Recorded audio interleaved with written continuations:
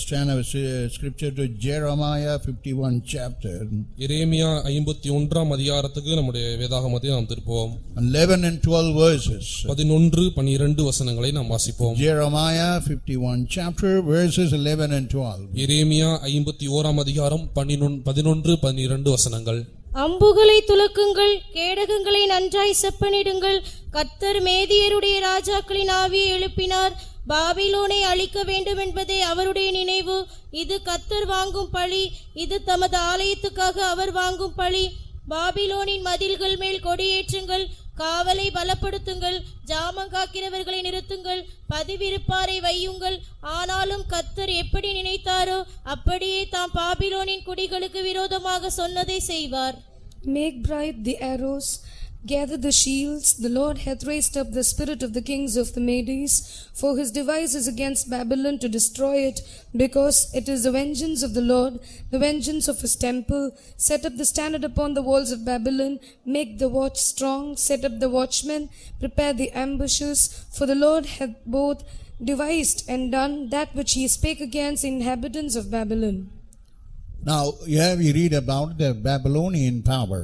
இங்கே பாபிலோனின் வல்லமையை குறித்து நாம் வாசிக்கிறோம். Now this Babylonian kingdom was against the Israelites. இந்த பாபிலோனிய ராஜ்யமானது இஸ்ரவேலர்களுக்கு விரோதமாக காணப்பட்டது. But now in these days we are also found in the midst of this kind of Babylonian power. நம்முடைய நாட்களிலே இப்படிப்பட்டதான பாபிலோனிய வல்லமைகளுக்கு மத்தியிலே தான் நாமும் காணப்படுகிறோம். What is meant by Babylon? Babylon. What is meant by Babylon? Babylon என்றால் என்ன?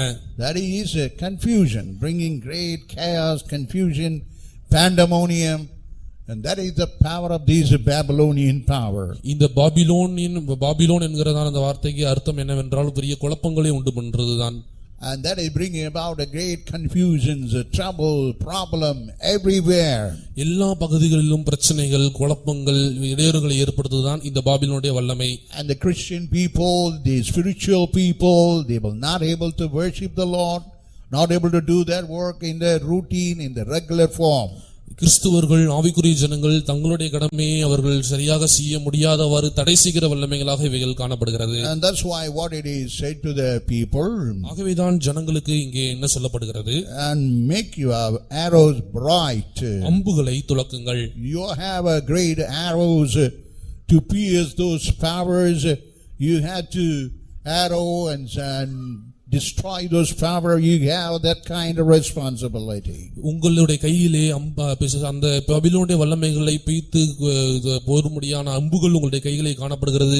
அந்த அம்புகளை துலக்கி எடுத்து நீங்கள் அதை எரிய வேண்டும் என்பதுதான் தேவனுடைய சித்தமாக காணப்படுகிறது. And whatever that shield, whichever protecting you, the faith, that also must be renewed in these days. இந்த நாட்களிலே நம்மை காக்கிறதான விசுவாசம் என்கிறதான கேடகம் கூட அது புதுப்பிக்கப்பட வேண்டும், அது செப்பனிடப்பட வேண்டும். And that what God is warning the church in these days. இந்த நாட்களிலே சபையை குறித்து தேவன் இதைதான் எச்சரிக்கிறார். Because God is having a great concern about the church. சபையை குறித்து தேவன் பெரிய ஒரு கரிசனையுடையவராக அவர் காணப்படுகிறார். That's why in the 11th verse, ஆகவேதான் 11ஆம் வசனத்தில் in the vengeance of the Lord, the vengeance of his temple, கர்த்தருடைய ஆலயத்துக்காக அவர் வாங்கும் பழி இதுவாக இருக்கிறது என்று வாசிக்கிறோம். So God is having a great concern. He is having consideration about all the people of God in this last day. இந்த கடைசி நாட்களில் காணப்படுகிறதான எல்லா தேவஜனங்களை குறித்ததான ஒரு பெரிய கரிசனை, ஒரு கவலை அவருக்கு காணப்படுகிறது. That's why your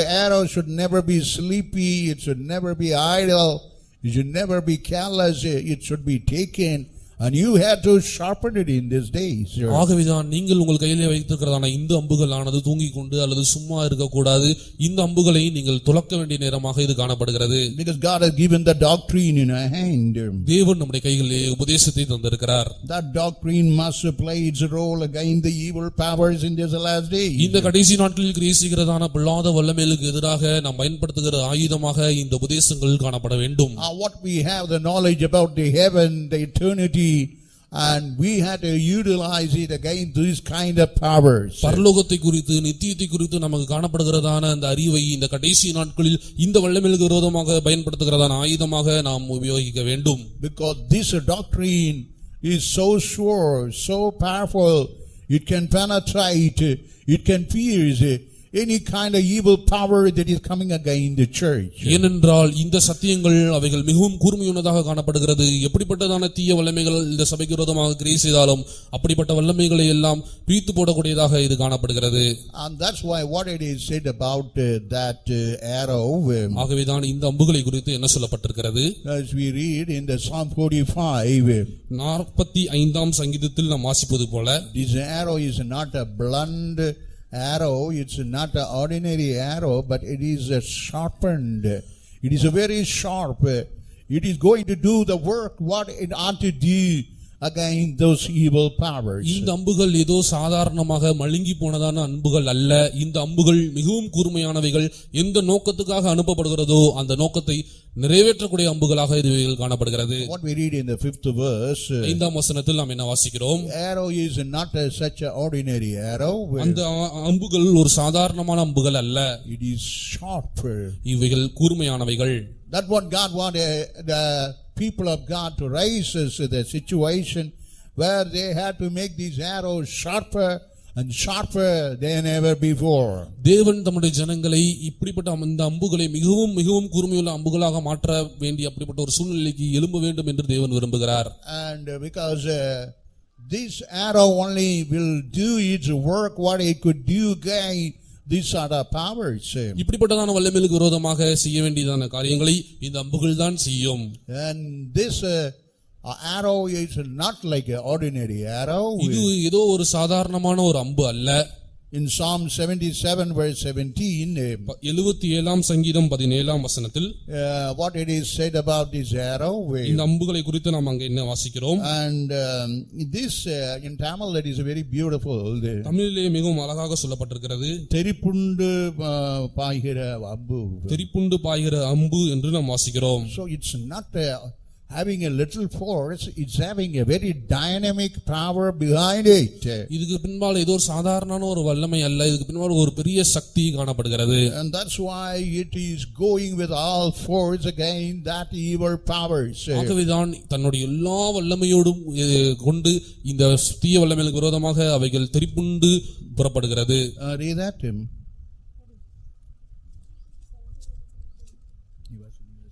மேகங்கள் ஜலங்களை பொழிந்தது, ஆகாய மண்டலங்கள் முழக்கமிட்டது, உம்முடைய அம்புகளும் தெரிப்புண்டு பறந்தது. So this arrow will never be soft, it will never be slow, it will never be gliding, but it will go swiftly, fastly. What it ought to do, it will do it. இந்த அம்புகள் ஏதோ சாதாரணமாக மெதுவாக வழுக்கி கொண்டு போகிறதான அம்புகள் அல்ல. இவைகள் மிகவும் சீறி பாய்ந்து செல்லக்கூடியதான திருப்புண்டு பறக்கிற அம்புகளாக காணப்படுகிறது. Because it is having a mark before it. This arrow is having a mark, a lakku before it. இதற்கு முன்பாக ஏனென்றால் இந்த அம்புக்கு ஒரு இலக்கு காணப்படுகிறது. The Lamentation 3rd chapter verse 12. புலம்பல் 3ஆம் அதிகாரம் 11ஆம் வசனத்தை நாம் வாசிக்கும்போது, there is a mark which is called lakku, and he is setting toward those mark so that it may completely be destroyed. இந்த அம்புகளுக்காக ஒரு இலக்கு வைக்கப்படுகிறது. இந்த இலக்கை நோக்கி பாயக்கூடியதான அம்புகளாக இவைகள் காணப்படுகிறது. And that's why we must aware of our revelation, and we had to raise for that situation. ஆகவே நமக்கு கொடுக்கப்படுகிறதான வெளிப்படுத்தல்களை குறித்து நாம் மிகவும் கருத்துள்ளவர்களாக காணப்பட்டு இப்படிப்பட்டதான வல்லமைகளுக்கு விரோதமாக எழும்புகிறவர்களாக நாம் காணப்பட வேண்டும். Read that. தமது வில்லை நானேற்றி என்னை அம்புக்கு லக்காக வைத்தார். So here there is a mark for the arrow. இங்கே இந்த அம்புக்கு ஒரு இலக்கு காணப்படுகிறது. That is the devil. அதுதான் பிசாசு. So whatever the devil, whatever his virus, whatever his cunning plan in these last days, this arrow going to be as a mark and going to pierce it. இந்த கடைசி நாட்களில் பிசாசுனுடைய வல்லமைகள் எப்படிப்பட்டதாக காணப்பட்டாலும், அது corona வைரஸாக காணப்பட்டாலும், எப்படிப்பட்ட வல்லமைகளாக காணப்பட்டாலும், இந்த அம்புகள் அந்த வல்லமைகளை இலக்காக வைத்து அந்த இலக்கை தாக்கக்கூடியதாக காணப்படுகிறது. And that's why don't think about it, how to send it, how to use it. don't be careless. ஆகவே இவைகளை எப்படி அனுப்புவது என்பதை குறித்து நீங்கள் கவலையற்றவர்களாக காணப்பட வேண்டாம். And that's why in Jeremiah 50th chapter, ஆகவேதான் எரேமியா 58ஆம் அதிகாரத்தில், the 50th chapter, 50ஆம் அதிகாரத்தில் in the 14th verse, 14ஆம் வசனத்தில், what we read in Jeremiah 50th chapter verse 14, எரேமியா 50ஆம் அதிகாரம் 14ஆம் வசனத்தில் நாம் in என்ன Tamil it வாசிக்கிறோம்? say this arrow is having some selavu. Don't think about how much you are sending, how much you are using it. Selavai paradingal. In Tamil it's very beautifully said that. தமிழிலே மிகவும் அழகாக சொல்லப்பட்டிருக்கிறது. இந்த அம்புகளை ஈயும்படியாக சில செலவுகள் காணப்படுகிறது, ஆனால் இந்த செலவுகளை நீங்கள் பாராதியுங்கள் என்று சொல்லப்பட்டிருக்கிறது. Because it is a very important thing that it ought to work in this last days. இந்த கடைசி நாட்களில் மிகவும் அவசியமாக கிரியை செய்ய வேண்டிய காரியமாக இது காணப்படுகிறது. Don't think about whether it should be used or whether it should be delayed. Don't think like that. இது பயன்படுத்த வேண்டுமா இல்லை இன்னும் தாமதப்படுத்த வேண்டுமா என்று இப்படிப்பட்டதான நினைவுகளை நீங்கள் நினைக்க வேண்டாம். Because it should be very promptly, very hastily, very drastically, with the swiftly. You have to utilize again this kind of powers. ஏனென்றால் மிகவும் அவசரமாக மிகவும் சீறி பாயக்கூடியதான இந்த அம்புகளை நாம் மிகவும் வேகமாக எரிய வேண்டிய, இந்த வல்லமைகள் விரோதமாக எரிய வேண்டியதாக காணப்படுகிறது. Because this devil is diverting our goal. இந்த பிசாசானவன் நம்முடைய லக்கிலிருந்து நம்மை திசை திருப்பக்கூடியவனாக காணப்படுகிறான். And we have a Zion and Jerusalem, and no way it can stop us. No way it can prevent us, and no way it can put abstraction or blockade so that we may not able to proceed on. நமக்கு புதிய எருசலேம் சீயோன் லக்காக காணப்படுகிறது. ஆனால் இந்த லக்கை நாம் அடைய முடியாதபடி நமக்கு ஒரு தடையை, இடையூறுகளை இப்படிப்பட்ட வல்லமைகள் ஏற்படுத்துகிறது. That is why the devil is doing that. பிசாசானவன் தான் இதை செய்கிறான். And he is an enemy. அவன் சத்துருவாக காணப்படுகிறான். What Apostle Paul narrating, that man who is diverting the doctrine. சத்தியத்திலிருந்து நம்மை திசை திருப்பக்கூடியதான அந்த மனிதனை குறித்து பரிசுத்த பவுல் என்ன சொல்லுகிறார்? He says, "You pagangane." பகைஞனே என்று அவனை குறித்து சொல்லுகிறார். And in the 13th chapter, Acts Apostle 13th chapter verse 10, அப்போஸ்தலர் நடவடிக்கைகள் 13ஆம் அதிகாரம் 10ஆம் வசனத்தில், what he narrates about the person who is diverting the doctrine. சத்தியத்திலிருந்து திசை திருப்பக்கூடியதான அந்த மனிதனை பார்த்து அவர் என்ன சொல்லுகிறார்? Oh, enemy, பகைஞனே என்று சொல்லுகிறார். Because whatever that power that is diverting the people from the doctrine is only that enemy. ஏனென்றால் ஜனங்களை சத்தியத்திலிருந்து திசை திருப்பக்கூடியவன் அவன் பகைஞனாக தான் காணப்படுகிறான். That's why we had to rise up for the situation. ஆகவே இந்த சூழ்நிலையில் நாம் கருத்தில் கொண்டு நாம் எழும்ப வேண்டும்.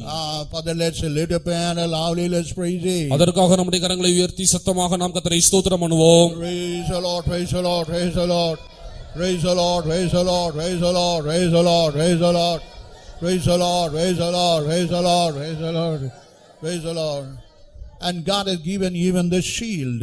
தேவன் நமக்கு கேடகத்தையும் கொடுத்திருக்கிறார். And we had to make it vigorous to protect from those attack whatever that come unexpectedly. எதிர்பாராத விதமாக நம்மை நோக்கி வருகிறதான தாக்குதலுக்கு விரோதமாக நாம் நம்மை காக்கும்படியாக நாம் இதை பயன்படுத்த வேண்டும்.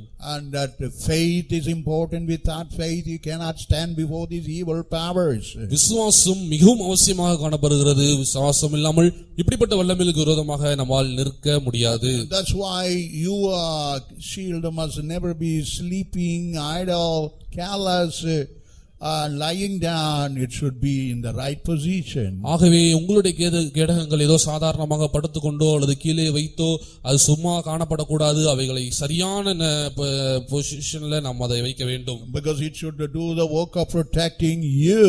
ஏனென்றால் உங்களை பாதுகாக்கிறதான வேலையை அது செய்ய வேண்டும். And the shield is the only protective weapon in the midst of arrow, in the midst of a spear, in the midst of any other sword that may come unexpectedly against us. நமக்கு விரோதமாக எதிர்பாராத விரோதமாக நம்மை தாக்கக்கூடியதான ஈட்டிகள், அம்புகள், எப்படிப்பட்டதான வல்லமைகள் நமக்கு விரோதமாக அது ஏற்பட்டாலும் அவற்றிலிருந்து நம்மை பாதுகாக்கக்கூடியது இந்த அம்புகளாக காணப்படுகிறது.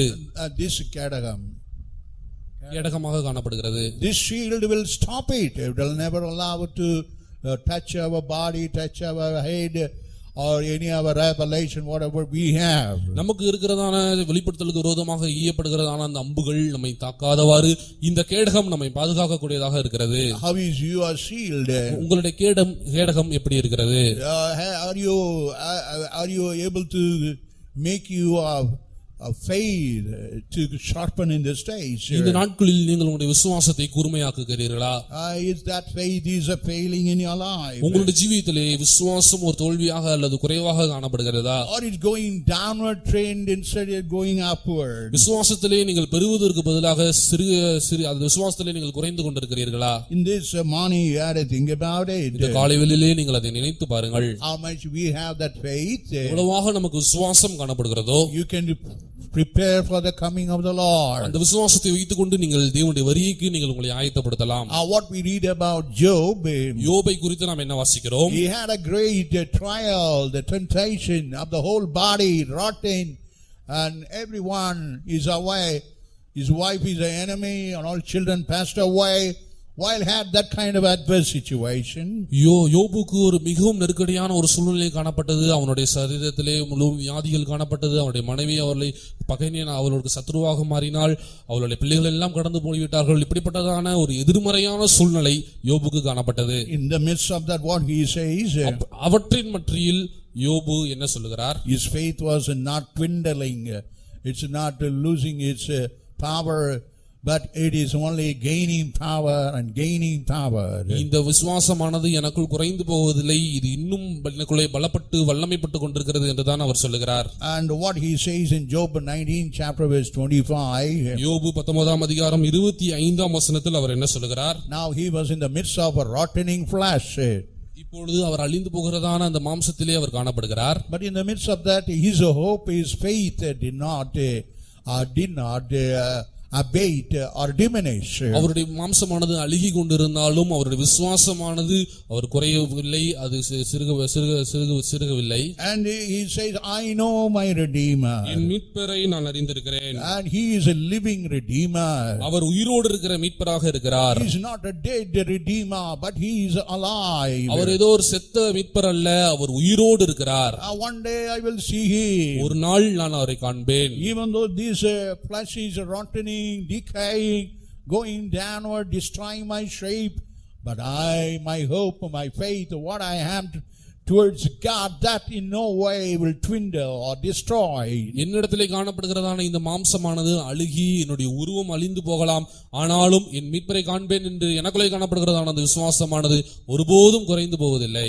As I know my Redeemer liveth. என் மீட்பர் உயிரோடு இருக்கிறார் என்று அறிந்திருக்கிறேன். And that is your slogan, and that should be your voice, your hope, your faith that you have to exhibit it in this last days. இந்த கடைசி நாட்களிலே நீங்களும் கூட பயன்படுத்த வேண்டியதான உபயோகப்படுத்த வேண்டியதான ஒரு மந்திரமாக விசுவாசமாக உங்களுடைய வாய்மொழியாக இது காணப்பட வேண்டும். Only then you will be able to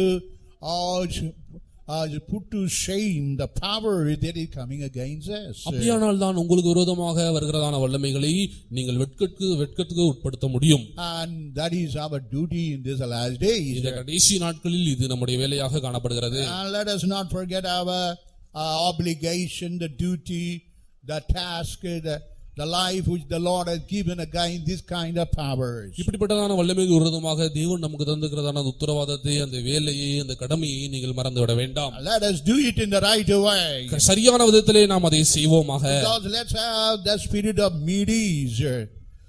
மேதியருடைய ஆவி நமக்குள்ளே நமக்குள்ளே கிரியேசிக்கிறது. This Median spirit is only now going to seize Babylon. இந்த மேதியருடைய வல்லமை தான் இந்த பாபிலோனை பிடிக்க போகிறது. That's why God is utilizing that kingdom, the people, the kings of the Medes. ஆகவேதான் மேதியருடைய ராஜ்யங்களை, அந்த ராஜ்யத்தை தேவன் பயன்படுத்துகிறார். So we are in the last days. We may look like a Medes, but only God going to utilize us.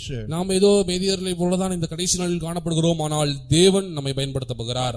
Because they are only going to put down the power of Babylon. பாபிலோனிய வல்லமைகளை இவர்கள்தான் கீழாக்க போகிறார்கள். And they are the power of Medes. அதுதான் மேதியருடைய வல்லமையாக காணப்படுகிறது. What we read in Acts Apostles 2nd chapter verse 9. அப்போஸ்தலர் நடவடிக்கைகள் 2ஆம் அதிகாரம் 9ஆம் வசனத்தில் நாம் என்ன வாசிக்கிறோம்? And this Medes only speaking a wondrous unknown tongue which is so strange in those days. அந்த நாட்களிலே அவர்கள் இந்த மேதியருடைய பாஷையை பேசினார்கள். மேதியர்கள் தான் அந்த பாஷையை அந்நிய பாஷையை பேசினார்கள். மேதியர்கள் தான் அந்நிய பாஷையை பேசினார்கள். அது மிகவும் பிரமித்து ஆச்சரியமாக பார்க்கப்பட்டது. What we read in the 11th verse, 11ஆம் வசனத்திலே நாம் என்ன வாசிக்கிறோம்? it is said about what kind of language they used. இவர்கள் பேசுகிறதான பாஷை எப்படிப்பட்ட பாஷையாக இருக்கிறது? It is something wonderful. இது மிகவும் பிரமித்து ஆச்சரியமாக இருக்கிறது. And such a way God used those Medes in those days. அப்படியாக தான் இந்த மேதியரை தேவன் பயன்படுத்தினார். Now while you read in the 9th verse, it is said about the Medes. 9வது வசனத்திலே மேதியரை குறித்து நாம் வாசிக்கிறோம். In the 11th verse you can see how they are speaking unknown tongue. 11வது வசனத்திலே அவர்கள் எப்படியாக அந்நிய பாஷைகளை பேசினார்கள் என்று நாம் வாசிக்கிறோம். What kind of language they use? அவர்கள் எப்படிப்பட்டதான பாஷையை பேசுகிறார்கள்? Read that. கிரேத்தரும் அரபியருமாகிய நாம் நம்முடைய பாஷைகளிலே இவர்கள் தேவனுடைய மகத்துவங்களை பேச கேட்கிறோமே என்றார்கள். தேவனுடைய மகத்துவங்களை பேசுகிறதை கேட்கிறோமே. தேவனுடைய மகத்துவத்தை பேசுவதை கேட்கிறோமே. So they are now speaking about the glory of God and they are revealing the glorious power of God. The Medes who are neglected. மிகவும் தள்ளப்பட்டதான இந்த மேதியர்கள் தேவனுடைய மகிமையை, தேவனுடைய மகத்துவத்தை வெளிப்படுத்துவதை, அதை குறித்து பேசுவதை நாம் பார்க்கிறோம். So Medes mean the people who are rejected. மேதியர்கள் என்றால் தள்ளப்பட்டவர்கள். But now they are speaking unknown tongue. இப்பொழுது அவர்கள் அந்நிய பாஷையிலே பேசுகிறார்கள். In the time of the apostles in the first century, now they are speaking unknown tongue. முதலாவது நூற்றாண்டிலே அப்போஸ்தலர்கள் காலத்திலே அவர்கள் அந்நிய பாஷைகளை பேசினார்கள். Like that you may look like a Mede, but God going to utilize you. நீங்கள் ஒரு மேதியரை போல காணப்படலாம், ஆனாலும் தேவன் உங்களை பயன்படுத்த போகிறார். And you are the right person against Babylon. பாபிலோனுக்கு விரோதமாக யுத்தம் பண்ண வேண்டியதான சரியான நபராக நீங்கள் காணப்படுகிறீர்கள். And that's what we read in Jeremiah 51 chapter.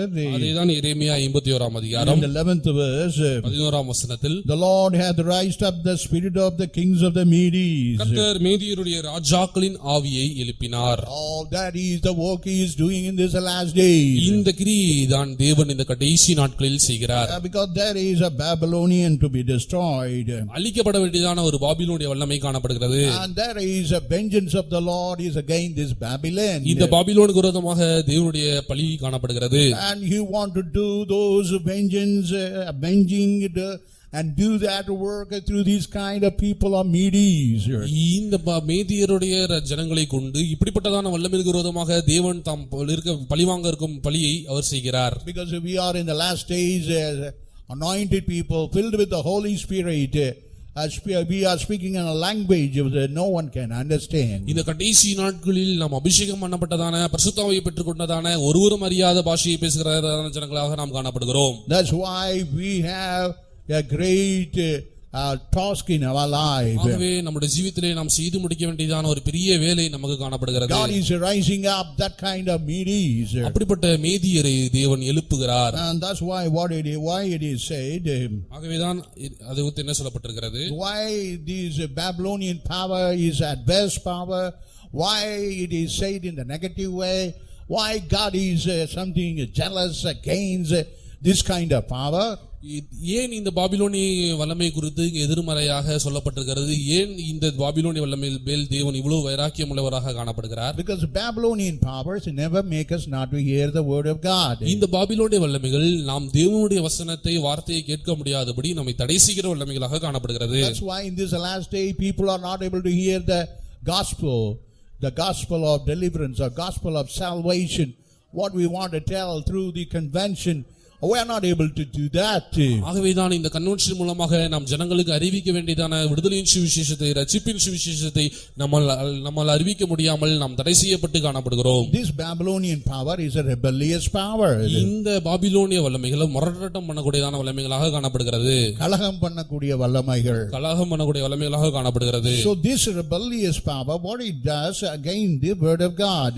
இந்த பாபிலோனிய வல்லமைகள் தேவனுடைய வார்த்தைகளுக்கு விரோதமாக கலகம் பண்ணக்கூடியதாக காணப்படுகிறது. And that's what we read in Isaiah. அதைதான் ஏசாயாவிலே நாம் வாசிக்கிறோம். In the 30th chapter verse 9. 30ஆம் அதிகாரம் 9ஆம் வசனத்தில் They are not able to hear the word of God because they are rebellious. அவர்கள் மிகவும் கலகம் பண்ணுகிறவர்களாக காணப்பட்டபடினால் கர்த்தருடைய வேதத்தை கேட்க மனதில்லாதவர்களாய் காணப்பட்டார்கள். What made them to rebel? அவர்களை கலகம் பண்ணும்படியாக செய்தது எது? That is the Babylonian power. இதுதான் பாபிலோனிய வல்லமை. The Babylon means rebellious making power. பாபிலோனிய வல்லமை என்றால் கலகம் பண்ணுகிறதான வல்லமை. It will make anyone rebellious and not to hear the word of the Lord. தேவனுடைய வார்த்தையை கேட்க முடியாதபடி எப்படிப்பட்ட ஒரு நபராக இருந்தாலும் அவர்களை கலகம் பண்ணக்கூடியவர்களாக மாற்றக்கூடியதாக இந்த வல்லமைகள் காணப்படுகிறது. They don't want to hear the word of God. தேவனுடைய வார்த்தையை கேட்க அவர்களுக்கு மனதில்லை. They want to hear anything that is found available in the world, in the media or anything around them, but not the word of the Lord. மீடியாவிலே காணப்படுகிறதான உலகத்திலே காணப்படுகிற எப்படிப்பட்டவைகளும் கேட்க அவர்களுக்கு மனது இருக்கிறது, ஆனால் தேவனுடைய வார்த்தை கேட்பதற்கோ அவர்களுக்கு மனதில்லை. Read that. இவர்கள் கலகமுள்ள ஜனங்களும் பொய் பேசுகிற பிள்ளைகளும் கர்த்தருடைய வேதத்தை கேட்க மனதில்லாத புத்திரருமாயிருக்கிறார்கள். வேதத்தை கேட்க மனதே கிடையாது. கர்த்தருடைய வேதத்தை கேட்க மனதில்லை. They have no mind, they have no intention, no desire regarding Bible. வேதாகமத்தை குறித்து அவர்களுக்கு எந்த ஒரு வாஞ்சையோ விருப்பமோ அவர்களுக்குள்ளே இல்லை. That is the work of the devil, this Babylonian power doing in this last day. இந்த பாபிலோனிய வல்லமைகள் இந்த கடைசி நாட்களில் கிரியை செய்யக்கூடிய காரியமாக இது காணப்படுகிறது. That's why people are not hearing this doctrine, the word of God, what it is published through the convention. Convention மூலமாக நாம் அறிவிக்கிறதான இந்த உபதேசங்களை, சத்தியங்களை, சுவிசேஷத்தை ஜனங்கள் கேட்க மனதில்லாதவர்களாக காணப்படுகிறார்கள். And they are despising this wonderful scripture which God has given in a hand. கர்த்தர் நம்முடைய கரத்திலே தந்திருக்கிறதான இந்த அருமையான ஆச்சரியமான வேதத்தை அவர்கள் அசட்டை பண்ணக்கூடியவர்களாக காணப்படுகிறார்கள். And now in the western country you can find a lot of atheists. மேற்கத்திய நாடுகளிலே ஏராளமான நாஸ்திகர்களை நாம் பார்க்கிறோம். Once upon a time they are the good educated people. 500 years they are advanced in education. 500 ஆண்டுகள் அவர்கள் நம்மை பார்க்கிலும் கல்வியிலே மிகவும் முன்னேறினவர்களாக அவர்கள் காணப்படுகிறார்கள். And such kind of people they become atheists. அப்படிப்பட்டதான ஜனங்கள் கடவுளை ஏற்காதவர்களாக நாத்திகர்களாக காணப்படுகிறார்கள். Why? Because this rebellious power, the Babylonian power, has entered in them and make their life void, useless, and something which God hate those kind of people. ஏனென்றால் இந்த பாபிலோனிய வல்லமைகள் தான் அங்கே பிரவேசித்து அவர்களுடைய தேவனை வெறுக்கிறவர்களாக அவர்களை மாற்றி இருக்கிறது. அவர்களுடைய வாழ்க்கையை ஒரு வெறுமையான வாழ்க்கையாக, ஒரு பிரயோஜனமில்லாத வாழ்க்கையாக மாற்றிவிட்டது. Because the word of God is having a great power. ஏனென்றால் தேவனுடைய வார்த்தைக்கு மிகவும் ஒரு வல்லமை காணப்படுகிறது. It is something like a fire. அது ஒரு அக்னியை போல காணப்படுகிறது. That fire will shapen anybody. அந்த அக்னியானது எதையும் உருவகப்படுத்தக்கூடியதாக காணப்படுகிறது. And because we read in Jeremiah 23rd chapter verse 29. எரேமியா 23ஆம் அதிகாரம் 29வது வசனத்திலே நாம் இப்படி வாசிக்கிறோம். The word of God is like a fire. தேவனுடைய வார்த்தையானது அக்னியாக காணப்படுகிறது. When the word of God come in anyone, it will change all those abomination whatever they have. அந்த அக்னியானது அவர்களிடத்திலே வரும்பொழுது அவர்களிடத்திலே காணப்படுகிறது எப்படிப்பட்ட அருவருப்பாய் இருந்தாலும் அவை எல்லாவற்றையும் நீக்கி அவர்களை ஒரு உருவகப்படுத்தக்கூடியதான வல்லமையாக அது காணப்படுகிறது. And that is the power of this word of God. அதுதான் இந்த தேவனுடைய வார்த்தையினுடைய வல்லமையாக காணப்படுகிறது. But this word of God is now ignored. ஆனால் இந்த தேவனுடைய வார்த்தையானது இப்பொழுது அசட்டை பண்ணப்படுகிறது, தள்ளப்படுகிறது. That's why we had to see this Babylonian never succeed in his plan. பாபிலோனிய வல்லமைகளும் அவனுடைய திட்டங்களும் நிறைவேறாதபடி நாம் தடை பண்ணுகிறவர்களாக காணப்பட வேண்டும். This word of God must go anywhere, everywhere, reaching everybody, touching everyone, renewing everybody, reviving everybody, quickening everybody, bringing closer to the Lord. ஆகவே இந்த வேதவசனமானது எங்கும் காணப்பட வேண்டும், எல்லா இடத்திலும் பிரசங்கிக்கப்பட வேண்டும், அவற்றின் மூலமாக ஜனங்கள் தொடப்பட வேண்டும், உயிர்ப்பிக்கப்பட வேண்டும், அவர்கள் மீண்டுமாக கர்த்தரிடத்திலே திரும்ப வேண்டும். How many of you desire it? எத்தனை பேர் இதை விரும்புகிறீர்கள்? How many of you desire this Babylonian power must be put down and God must do His work of avenging, making His vengeance that kind of power? இந்த பாபிலோனுடைய வல்லமைகள் கீழ்நாக்கப்பட வேண்டும், இந்த பாபிலோனுக்கு விரோதமாக தேவன் தாம் பழிவாங்க இருக்கும் பழியை அவர் வாங்க வேண்டும் என்று எத்தனை பேர் விரும்புகிறீர்கள்? And how many of you desire it? எத்தனை பேர் இதை விரும்புகிறீர்கள்? Because in the coming day it will never allow you to hear the word of God. வருங்காலத்திலே இப்படிப்பட்ட வல்லமைகள் தேவனுடைய வார்த்தையை கேட்காதவாறு அதை உங்களை தடை பண்ணிவிடும். That's why let's rise up. ஆகவே நாம் எழும்புவோமாக. And this power must be destroyed. இந்த வல்லமைகள் முற்றிலுமாக அழிக்கப்பட வேண்டும். Father, let's lift up and loudly let's praise Him. அதற்காக நம்முடைய கரங்களை உயர்த்தி சத்தமாக நாம் கர்த்தரை ஸ்தோத்திரம் பண்ணுவோம். Praise the Lord. Praise the Lord. Praise the Lord. Praise the Lord. Praise the Lord. Praise the Lord. Praise the Lord. Praise the Lord. Praise the Lord. Praise the Lord. Praise the Lord. Praise the Lord. Praise the Lord. Praise the Lord. Praise the Lord. Praise the Lord, praise the Lord, praise the Lord, praise the Lord, praise the Lord, praise the Lord, praise the Lord. And actually what it is said to the people of God. அடுத்ததாக தேவனுடைய ஜனங்களுக்கு என்ன சொல்லப்படுகிறது? And there is a banner flag where you had to hoist it upon these walls of Babylon. பாபிலோனுடைய மதில்களின் மேல் ஏற்ற வேண்டியதான ஒரு கொடி காணப்படுகிறது, அதை நாம் ஏற்ற வேண்டும். That is the work you had to do in this morning. இந்த காலைவேளையிலே நீங்கள் செய்ய வேண்டியதான வேலையாக காரியமாக இது காணப்படுகிறது. Are you aware of it? இதை குறித்து நீங்கள் அறிந்திருக்கிறீர்களா? What we read in Jeremiah 51 chapter verse 12. எரேமியா 51ஆம் அதிகாரம் 12ஆம் வசனத்தில் நாம் என்ன வாசிக்கிறோம்? What it is said. அங்கே என்ன சொல்லப்பட்டிருக்கிறது? Set up the standard upon the walls of Babylon. பாபிலோனுடைய மதில்களின் மேல் கொடிகளை ஏற்றுங்கள். It should never be flying off mast. It should never be non-flying. It should be flying in the high place. இதோ அரக்கம்பத்திலோ இல்லோ பறக்காத ஒரு நிலவரத்திலோ இந்த கொடிகள் காணப்படக்கூடாது, உயரத்திலே இந்த மதில்களின் மேல் இவைகள் பறக்க வேண்டும். So far your flag is not flying. இவ்வளவு நாட்களாக உங்களுடைய கொடிகள் பறக்காமல் இருக்கிறது. That's what God warning you. அதை குறித்து தான் தேவன் உங்களுக்கு எச்சரிக்கிறார். Your flag is not flying. உங்களுடைய கொடிகள் பறக்கிறது இல்லை. It is only sleeping. அவைகள் தூங்கிக் கொண்டுதான் இருக்கிறது. You are not able to exhibit what kind of man you are. நீங்கள் எப்படிப்பட்ட ஒரு நபர் என்பதை நீங்கள் வெளிப்படுத்தக்கூடிய முடியாதவர்களாக காணப்படுகிறீர்கள். Because your flag is lying down. ஏனென்றால் உங்களுடைய கொடியானது அது கீழே கிடக்கிறது. It's not able to be in the right place. அது எங்கே பறக்க வேண்டுமோ உயரத்திலே அங்கே பறக்கிறது இல்லை. But it is only found in a wretched condition. அது ஒரு நிர்பந்தமான ஒரு பரிதபிக்கப்பட்ட நிலவரத்தில் தான் அது காணப்படுகிறது. What we read in the 12th verse. 12ஆம் வசனத்தில் நாம் என்ன வாசிக்கிறோம்? Read that. பாபிலோனின் மதில்கள் மேல் கொடியேற்றுங்கள். பாபிலோனின் மதில்கள் மேல் உங்களுடைய கொடிகளை ஏற்றுங்கள். பாபிலோனுடைய மதில்கள் மேல் உங்களுடைய கொடிகளை ஏற்றுங்கள். So you have a flag. உங்களுக்கு ஒரு கொடி காணப்படுகிறது. That flag should never be hidden or concealed, but it should be revealed. உங்களுடைய கொடிகள் அவைகள் மறைக்கப்பட்டதாக மூடப்பட்டதாக காணப்படக்கூடாது, அவைகள் வெளிப்படுத்தப்பட வேண்டும். What is that flag? அந்த கொடி என்ன? That is the love of God. அதுதான் தேவனுடைய அன்பு. God has given that flag in our life. அந்த கொடியை தேவன் நம்முடைய ஜீவியத்திலே கொடுத்திருக்கிறார். The love of God is that flag. தேவனுடைய அன்புதான் அந்த கொடியாக காணப்படுகிறது. But what happened to that flag? அந்த கொடிக்கு என்ன சம்பவித்திருக்கிறது? Now we have no love of God within ourselves. நமக்குள்ளே தேவனுடைய அன்பு இல்லை. There is no trace of love in our life. தேவனுடைய அன்பு நம்முடைய இருதயத்திலே அந்த பகுதி இல்லை. And that is the pathetic condition we have. மிகவும் பரிதபிக்கப்பட்ட நிலவரம் இதுதான். And that's why what we read in Song of Solomon 2nd chapter verse 4. உன்னத பாட்டு 2ஆம் அதிகாரம் 4ஆம் வசனத்தில் நாம் என்ன வாசிக்கிறோம்? And what Solomon says. சுலமித்தியால் அங்கே என்ன சொல்கிறார்? There is a banner of love. அன்பின் கொடி. நேசத்தின் கொடி. நேசத்தின் கொடி. So that should be found to be flying in this last days. இந்த கடைசி நாட்களிலே அவைகள் பறக்கிறதாக காணப்பட வேண்டும். Now what happened to that flag, the banner, the standard of that love.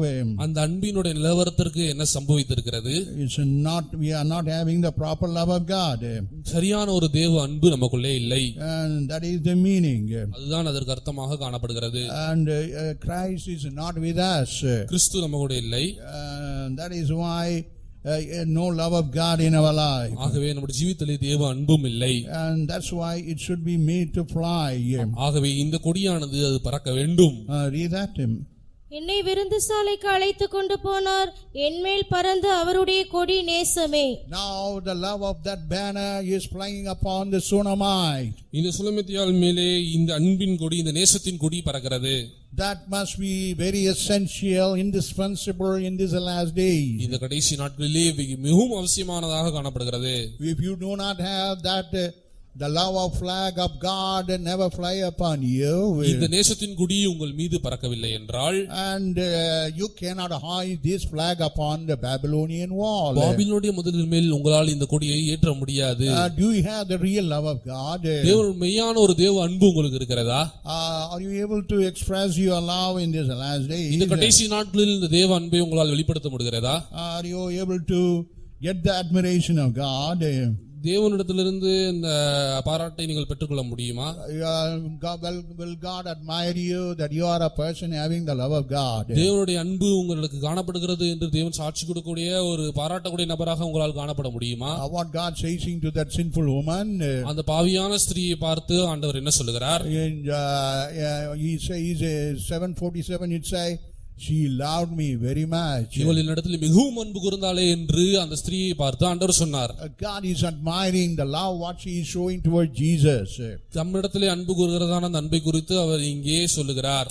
And we had to show forth our love. நாமும் கூட நம்முடைய அன்பை வெளிப்படுத்துகிறவர்களாக காணப்பட வேண்டும். And God must understand how much we are loving. எவ்வளவாக நாம் தேவனை அன்பு கூறுகிறோம் என்பது தேவனுக்கு தெரிந்த ஒரு காரியமாக அப்படிப்பட்ட ஒரு அன்பாக காணப்பட வேண்டும். Then he will admire us. He won't keep quiet. He will really admire us. He will really appreciate us and will be very happy when we have a love. அவர் நம்மை பார்த்து மிகவும் ஆச்சரியப்படக்கூடியதாக அது காணப்படும். அவர் நம்மை பாராட்டக்கூடிய அனுபவமாக அது காணப்படும். And that is why in these last days we had to renew this banner of love. And which is missing in our life. நம்முடைய ஜீவிதத்திலே காணாமல் போயிருக்கிறதான இந்த நேசத்தின் கொடியை நாம் தேடி எடுக்க வேண்டும். And it should be only made to fly over.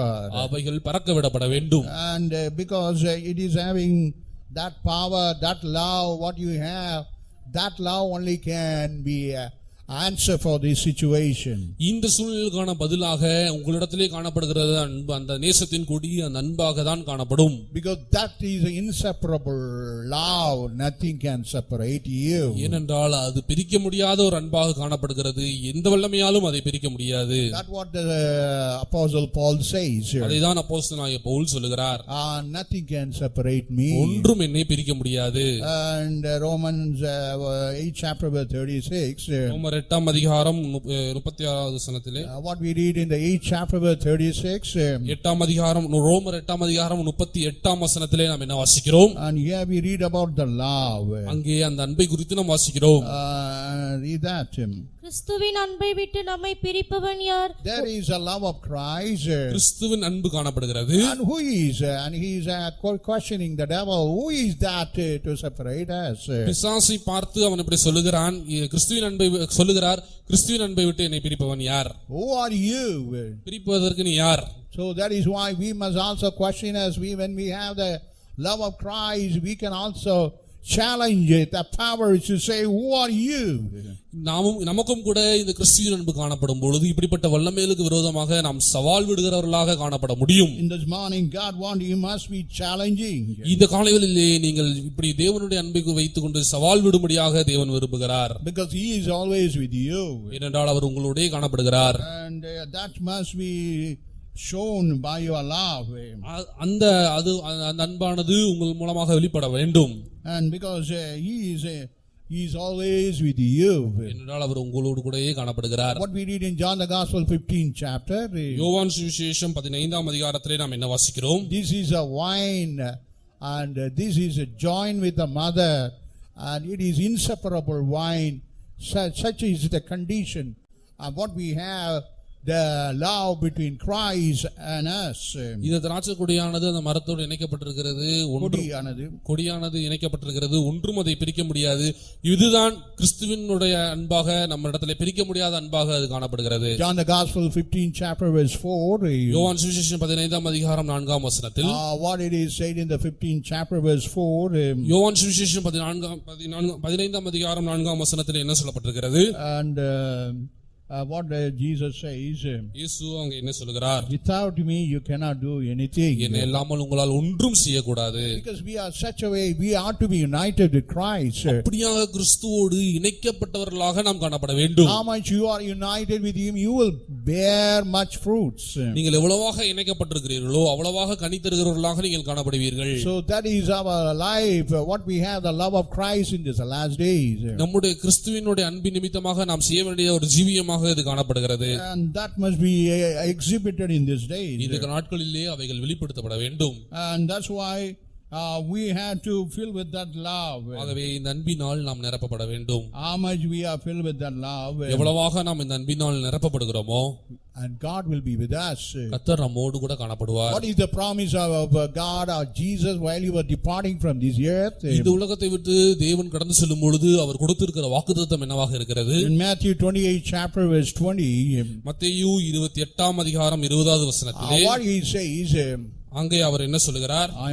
I am with you always. இதோ உலகத்தின் முடிவு பரியந்தம் சகல நாட்களிலும் நான் உங்களோடே கூட இருக்கிறேன். And to the end of the world. உலகத்தின் முடிவு பரியந்தம் நான் உங்களோடு கூட இருக்கிறேன். I am always with you. நான் உங்களுடனே கூட காணப்படுகிறேன். Even to the end of this world. இந்த உலகத்தின் முடிவு பரியந்தம் நான் உங்களோடே காணப்படுகிறேன். That is the promise of God has given to the New Testament church. புதிய ஏற்பாட்டு சபைக்கு கர்த்தர் கொடுத்திருக்கிற வாக்குத்தத்தம் இதுவாக காணப்படுகிறது.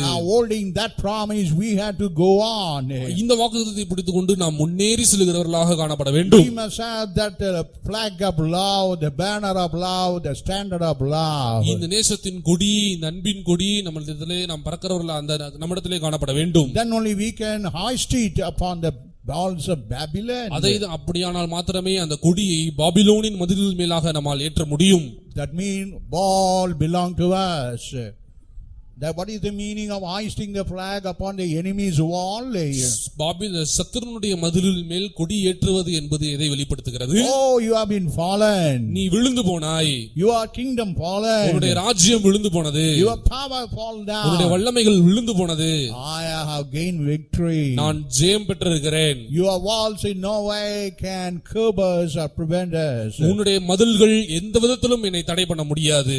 I will hoist a flag upon that wall. அந்த மதில்களின் மேல் நான் கொடி ஏற்றுவேன். So you have such a wall, and that wall you have to raise the love of Christ, and you have to make it to fly. இப்படியாக நேசத்தின் கொடியை, தேவ அன்பின் கொடியை நீங்கள் இந்த பாபிலோனின் மதில்களின் மேல் ஏற்ற வேண்டும். Then only you are able to threaten this Babylonian power. அப்படியானால் மாத்திரமே இந்த பாபிலோனிய வல்லமைகளை உங்களால் பயமுறுத்த முடியும். How many of you say, yes, I will threaten this power? இந்த வல்லமைகளை நான் பயமுறுத்த போகிறேன் என்று எத்தனை பேர் சொல்கிறீர்கள்? I had to be filled with the love of Christ. நான் கிறிஸ்துவின் அன்பினால் நிரப்பப்படுவேன் என்று எத்தனை பேர் சொல்கிறீர்கள்? I will be joining along with Christ more and more in this last days. இந்த கடைசி நாட்களில் கிறிஸ்துவோடு கூட நான் மேலும் இணைக்கப்பட போகிறேன் என்று எத்தனை பேர் சொல்கிறீர்கள்? How many those people can make you a flag to fly upon the walls of Babylon? அப்படிப்பட்ட ஜனங்கள் இந்த பாபிலோனுடைய மதில்களின் மேல், வல்லமைகளின் மேல் கொடியேற்றுவர்களாக காணப்படுவீர்கள். How many of you agree with me? எத்தனை பேர் என்னோடு ஒத்துக்கொள்கிறீர்கள்? I'm going to raise my flag to fly upon that enemy, the Babylonian wall. சத்ருவாகிய பாபிலோனின் மதிலின் மேல் என்னுடைய கொடியை நான் ஏற்ற போகிறேன் என்று எத்தனை பேர் சொல்கிறீர்கள்? Those who say, lift up your hands. சொல்லுகிறவர்கள் கரங்களை உயர்த்துங்கள். And praise God loudly. சத்தமாக கர்த்தரை ஸ்தோத்திரம் பண்ணுங்கள். Praise the Lord, praise the Lord, praise the Lord. Praise the Lord, praise the Lord, praise the Lord, praise the Lord, praise the Lord. Praise the Lord, praise the Lord, praise the Lord. Praise the Lord, praise the Lord, praise the Lord. Praise the Lord, praise the Lord, praise the Lord, praise the Lord. Praise the Lord, praise the Lord, praise the Lord, praise the Lord. Not only that, what we had to do on our part, அது மாத்திரமல்ல மேலும் நம்முடைய பகுதியிலே நாம் செய்ய வேண்டியதான காரியம் என்ன? what it is said in Jeremiah 51 chapter. எரேமியா 51ஆம் அதிகாரத்தில் என்ன சொல்லப்பட்டிருக்கிறது? What we read in the 12th verse. 12ஆம் வசனத்தில் நாம் என்ன வாசிக்கிறோம்? Here we have a காவல். இங்கே ஒரு காவல் காணப்படுகிறது. காவலை பலப்படுத்துங்கள். காவலை பலப்படுத்துங்கள். Beautifully said in Tamil. தமிழிலே மிகவும் அழகாக சொல்லப்பட்டிருக்கிறது. There is a காவல் and you have to strengthen it. ஒரு காவல் காணப்படுகிறது, அந்த காவலை மேலும் பலப்படுத்த வேண்டும். Make it strong. பலப்படுத்த வேண்டும். You have that காவல் must never be in a desperate condition. அது மிகவும் ஒரு நிர்பந்தமான நிலவரத்திலே ஒரு காணப்படக்கூடாது. Read that. பாபிலோனின் மதில்கள் மேல் கொடியேற்றுங்கள். கொடியேற்றுங்கள். காவலை பலப்படுத்துங்கள். காவலை பலப்படுத்துங்கள். காவலை பலப்படுத்துங்கள். So we have a watch in our life. நம்முடைய ஜீவியத்தை நாம் காவல் பண்ணுகிறவர்களாக காணப்பட வேண்டும். What we had to watch. நாம் எதை காவல் பண்ண வேண்டும்? Our heart. நம்முடைய இருதயத்தை காவல் பண்ண வேண்டும். Our heart must be watched all the time. நம்முடைய இருதயம் எப்பொழுதும் காவல் பண்ணப்பட்டதாக காணப்பட வேண்டும். Then only you can be holy. அப்படியானால் மாத்திரமே அது பரிசுத்தமாக காணப்படும். Only then you can be a people of God. அப்படியானால் மாத்திரமே நீங்கள் தேவனுடைய ஜனங்களாக காணப்பட முடியும். Or you can be a flame of fire. ஒரு அக்கினி ஜுவாலையாக நீங்கள் காணப்பட முடியும். If you never keep your heart, உங்களுடைய இருதயத்தை நீங்கள் காவல் பண்ணாவிட்டால் you cannot stand before the enemy. சத்துருக்கு முன்பாக உங்களால் நிற்க முடியாது.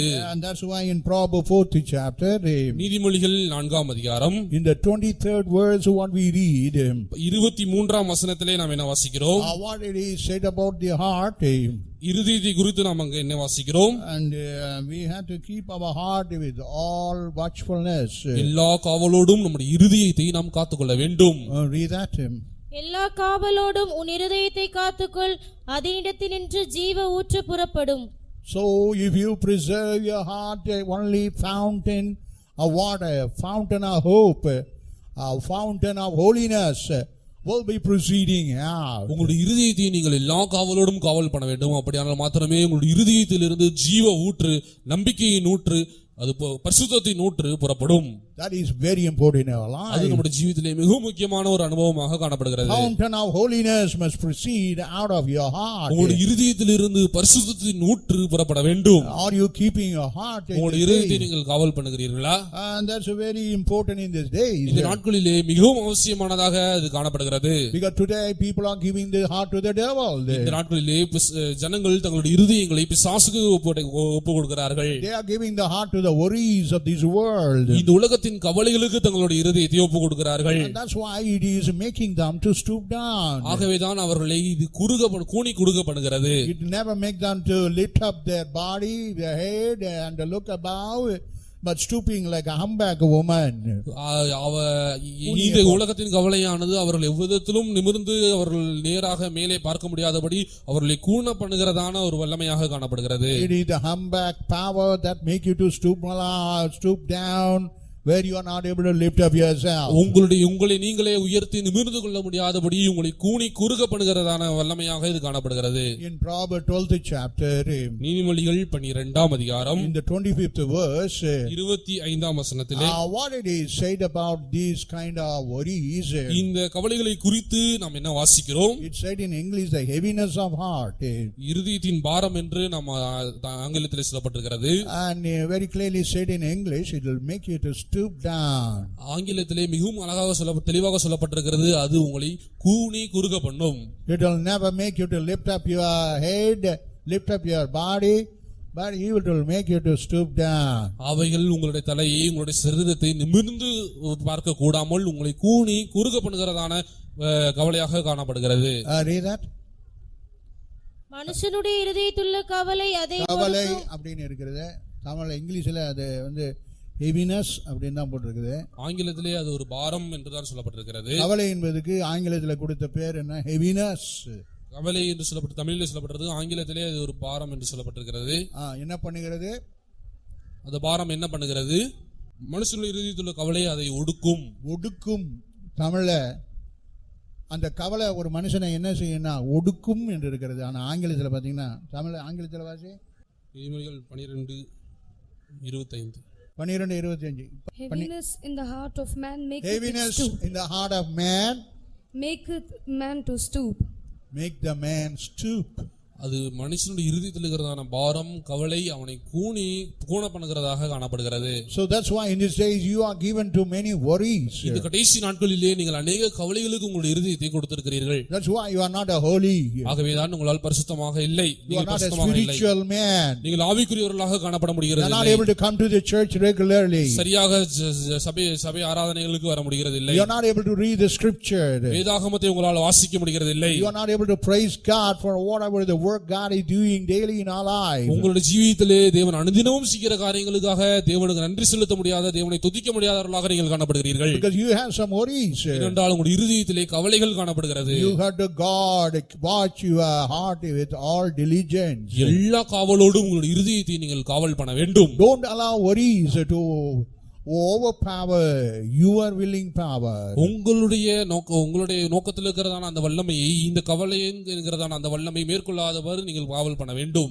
Then if not, you cannot do the spiritual life. அப்படியானால் உங்களால் இந்த ஆவிக்குரிய ஜீவியத்தை செய்ய முடியாது. That's why here God is giving warning to the church. Make your watch strong. ஆகவேதான் சபைக்கு தேவன் இங்கே எச்சரிக்கிறார், உன்னுடைய காவலை பலப்படுத்து. It is weakening because you think about your worries, problem, trouble. You have a lot of annoyance with your enemy. ஏனென்றால் உங்களுக்குள்ளே நீங்கள் இந்த கவலைகளை வைத்து நினைத்து உங்களை தொந்தரவு செய்கிறதான சத்துருவை நீங்கள் நினைத்து நீங்கள் மிகவும் பாரப்பட்டு காணப்படுகிறீர்கள். So you had to rise up against the Babylonian power. இந்த பாபிலோனிய வல்லமைக்கு விரோதமாக நீங்கள் எழும்ப வேண்டும். You had to set your watch strong. உங்களுடைய காவலை நீங்கள் மிகவும் பலப்படுத்த வேண்டும். How many of you say, yes, I am going to set my watch strong? என்னுடைய காவலை நான் பலப்படுத்த போகிறேன் என்று எத்தனை பேர் சொல்கிறீர்கள்? I am going to keep my heart only towards God. தேவனுக்கு மாத்திரமே என்னுடைய இருதயத்தை நான் அர்ப்பணிக்க போகிறேன் என்று எத்தனை பேர் சொல்கிறீர்கள்? Those who say, lift up your hand and loudly, let's praise Him. அப்படி சொல்கிறவர்கள் கரங்களை உயர்த்தி சத்தமாக கர்த்தரை ஸ்தோத்திரம் பண்ணுங்கள். Praise the Lord, praise the Lord, praise the Lord, praise the Lord, praise the Lord, praise the Lord, praise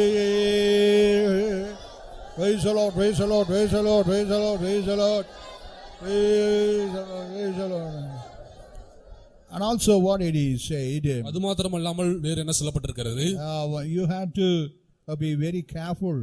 மிகவும் ஜாக்கிரதையாக காணப்பட வேண்டும். And watch mean prayer is also important. காவல் ஜாமக்காரர்களை நிறுத்துங்கள். Next thing what God wants, அடுத்ததாக தேவன் விரும்புகிறதான காரியம் என்ன? set up the watchman. ஜாமக்காரர்களை காவல்காரர்களை நீங்கள் நிறுத்துங்கள். So this watchman is going to play very important role against the Babylonian power. இந்த பாபிலோனிய வல்லமைக்கு விரோதமாக இந்த ஜாமக்காரர்கள் ஒரு முக்கியமான வேலையை செய்ய போகிறார்கள். Because we have a terrible days here. ஒரு கொடுமையான நாட்கள் நமக்கு முன்னே காணப்படுகிறது. But only when you are like a watchman, praying man, then only you can understand the evil cunningness, the craftiness of the evil powers. நீங்கள் இந்த ஜாமக்காரராக ஒரு ஜெபிக்கிற நபராக காணப்பட்டால் மாத்திரமே பிசாசினுடைய அந்த சதி திட்டத்தை, அவனுடைய தந்திரத்தை அறிந்து கொள்ளக்கூடியவர்களாக நீங்கள் காணப்படுவீர்கள்.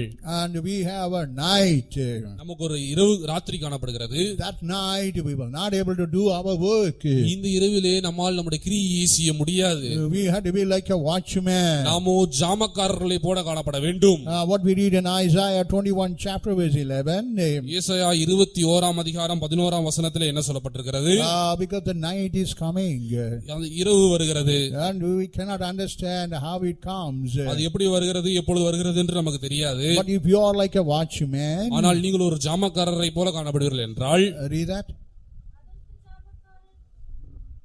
அதற்கு ஜாமக்காரன், விடியற் காலம் வருகிறது, விடியற் காலமானது வருகிறது, ராக்காலமும் வருகிறது, ராக்காலமும் வருகிறது, நீங்கள் கேட்க மனதானால் so there is a dawn is coming. விடியற் காலம் வருகிறது. That is the coming of the Lord is coming. அது கர்த்தருடைய வருகையை வெளிப்படுத்துகிறது. கர்த்தருடைய வருகையும் வருகிறது. And the night, the tribulation period of the Antichrist. அந்திகிறிஸ்துவினுடைய உபத்திரவ காலம், அதாவது இந்த இரவு நேரமும் வருகிறது. So you have to be like a watchman, alerted. ஆகவே எப்பொழுதும் எச்சரிக்கப்பட்டதான ஒரு உணர்வுள்ளதான ஒரு ஜாமக்காரராக நாம் காணப்பட வேண்டும். Because this spirit of Antichrist is working in the last days. ஏனென்றால் இந்த அந்திகிறிஸ்துவின் வல்லமைகள் இந்த கடைசி நாட்களில் கிரியை செய்கிறது. And in the night time you cannot work. ராக்காலத்திலே நம்மால் கிரியை செய்ய முடியாது. And the daytime only we can work. இந்த பகல் கால நேரத்திலே தான் நம்மால் கிரியை செய்ய முடியும். The night time is brought by the spirit of Antichrist. இந்த ராக்காலமானது அந்திகிறிஸ்துவின் வல்லமையினால் கொண்டு வரப்படுகிறது. That's why in this day we are curbed, stopped, prevented, and we are not able to move forward properly. ஆகவேதான் இந்த நாட்களில் நாம் சரியாக முன்னேற முடியாமல் தடை செய்யப்பட்டவர்களாக இடையூறு பண்ணப்பட்டவர்களாக நாம் காணப்படுகிறோம். It is the night power. இது இந்த ராக்காலத்தின் வல்லமையாக காணப்படுகிறது.